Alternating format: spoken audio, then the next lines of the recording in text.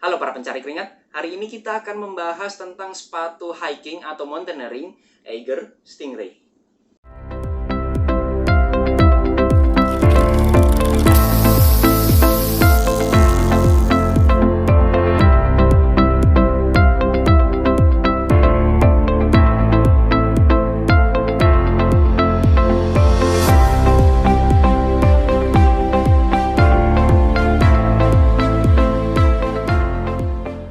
Sepatu ini tidak dikirim atau tidak disponsori oleh pihak manapun, jadi apapun yang saya sebutkan tentang sepatu ini, baik positif maupun negatifnya adalah murni pendapat pribadi saya. Sebelum masuk spesifikasi dan juga fitur-fiturnya, kita bahas tentang harganya dulu. Jadi sepatu ini di website resmi Eiger adalah 899.000. Ya kita buletin aja 900.000 biar pas. Tapi karena ada diskon jadi turun dikit, tapi masih di atas 800.000, jadi 800.000 sekian. Ya kita golongkan aja antara 800 sampai 900.000. Bagi teman-teman yang mencari sepatu hiking dengan budget 800 sampai 900, mungkin Eiger Stingray ini bisa menjadi salah satu opsi dan pilihan. Kemudian beratnya dari sepatu ini diklaim dari pihak Eiger adalah 0,8 kilo atau 800 gram. Itu dua sepatu ya, dua sepatu sepasang kanan kiri 800 gram.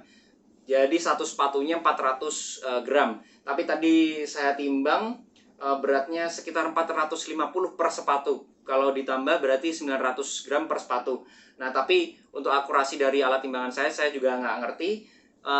Kita simpulkan aja antara 400 sampai 450 gram per sepatu. Jadi kalau digabungin 800 sampai 900 gram per sepatu. Jadi hampir 1 kilo, cukup berat sih menurut saya untuk ukuran sepatu. Berikutnya di sini ada reflektif. Jadi bagi para pendaki ataupun para yang suka hiking gitu ya, itu penting banget untuk reflektif, terutama pada saat trekking malam hari, itu membantu banget. Kemudian di sini ada pull tabnya. Sini juga ada pull tabnya di bagian tangnya. Kemudian untuk warnanya sendiri ada beberapa macam. Ini yang warna navy, black, sama list merah.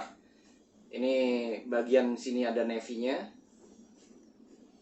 black-nya, sama list merahnya di bagian outsole-nya. Kemudian untuk laces-nya dia pakai kayak gini. Laces-nya cukup menarik ya, saya suka banget sama model laces-nya. Jadi pakai tali karmantel gitu. Dan simple banget, nggak perlu banyak variasi, simple tapi cukup nyaman, ngena. Dan untuk bagian last hole-nya pakainya seperti ini, pengait aja. Jadi merah, bagian merah ini untuk jadi menjaga agar talinya nggak keluar kemana-mana, bagian merah. Kemudian ini ada pengaitnya yang ngunci dia talinya biar pas untuk pada saat ditali.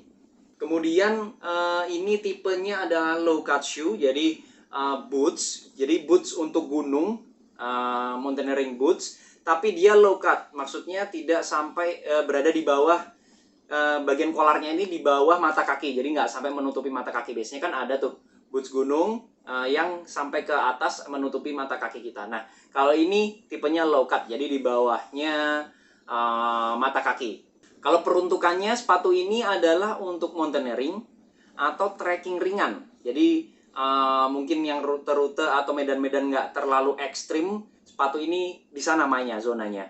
Jadi tapi saya rasa cukup kokoh ya, walaupun dari pihak Eiger bilang kalau ini adalah untuk trekking ringan, tapi menurut saya cukup kokoh untuk diajak ke medan-medan yang menurut saya agak ekstrim gitu. Jadi nggak hanya medan-medan ringan saja, tapi karena memang low cut, jadi dia untuk pengamanannya nggak sebaik dari yang mempunyai kolar itu lebih tinggi. Jadi kalau tinggi kan otomatis dari mata kaki kita akan lebih terlindungi dibandingkan dengan yang low cut. Tapi bobotnya jauh lebih ringan dibandingkan yang kolarnya lebih tinggi daripada yang ini. Kemudian bagian uppernya, jadi kalau yang ini ada polyester mesh. Kemudian istilahnya kalau ini PU nubuk atau PU apa ya, dia nyebutnya PU nubuk. Jadi material kayak karet sintetis tapi kulit sintetis tapi cukup kokoh di yang bagian warna navy-nya ini, dan juga di atas yang tangnya. Kemudian untuk tangnya, paddingnya juga cukup tebel banget sih kalau menurut saya. Yang bikin kita nyaman kan karena ada padding di dalam sepatunya, termasuk di dalam kolarnya juga. Paddingnya cukup banyak, cukup nyaman, dan cukup empuk sih untuk paddingnya di sini. Nggak ada, pada saat pakai sepatu ini nggak ada perasaan nggak nyaman di bagian kolar ataupun di bagian tangnya ini. Untuk midsole-nya IV Buffing, jadi yang list merah ini adalah midsole-nya cukup elastis sih menurut saya, agak ada empuknya untuk list merahnya ini. Kemudian ini ada heel counternya cukup kokoh dari bagian yang bagian mengcounter heel kita biar nggak kemana-mana, biar nggak slip bagian heelnya. Karena kalau slip itu, apalagi mountaineering atau hiking atau trekking, itu sangat vital. Kalau misalnya sering slip di bagian heel itu biasanya gampang lecet.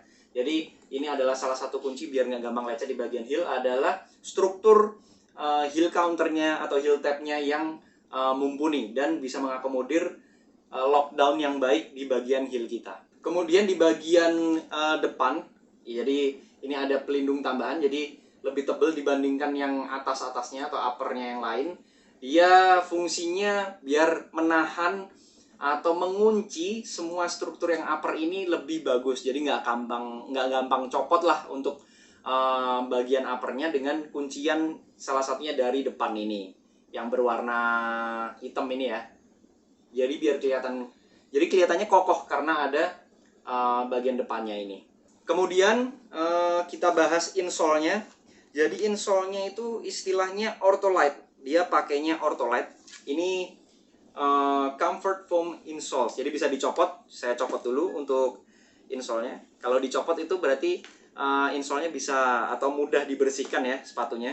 Saya lebih seneng kalau misalnya sepatunya itu bisa dicopot insole-nya. Ini dia pakainya Ortholite. Jadi di bagian insole itu terdiri dari dua.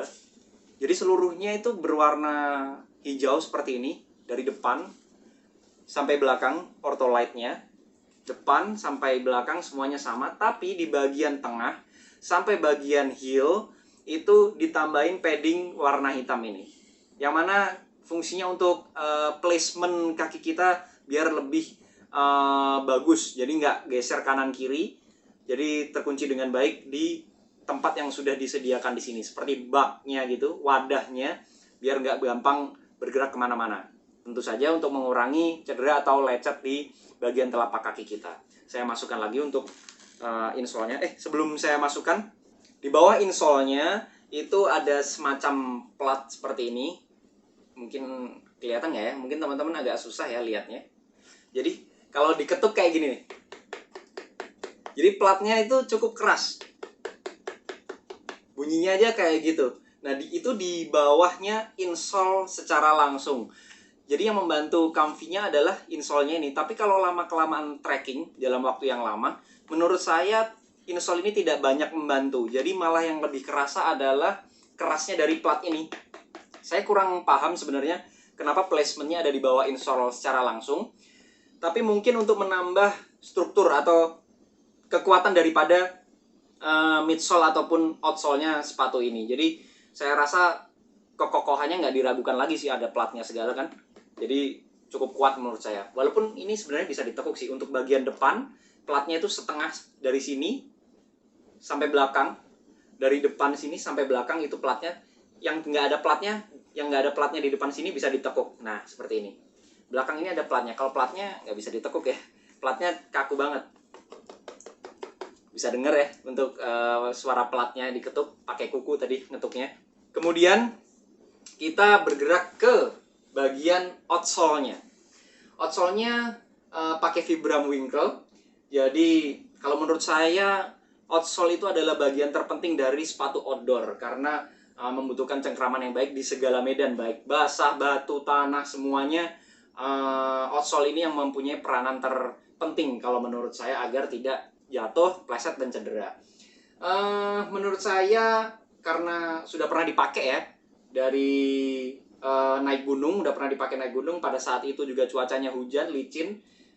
udah cukup bagus, mencengkram dengan baik, nggak ada permasalahan yang berarti untuk cengkramannya sendiri. Dan Vibram sendiri sebenarnya adalah brand yang cukup bagus ya, maksudnya sudah punya nama. Saya rasa kualitasnya nggak diragukan lagi untuk Vibram, outsole Vibram ini sendiri. Dan kalau teman-teman lihat sekilas, walaupun sudah dipakai naik gunung, tidak ada goresan-goresan atau tanda-tanda terkikis, nggak ada pengurangan outsole yang berarti. Kemungkinan dan semoga mempunyai durability yang kuat, jadi awet gitu ya, nggak gampang aus lah untuk outsole-nya. Mungkin itu saja yang bisa saya bahas dari sepatu Eiger Stingray ini.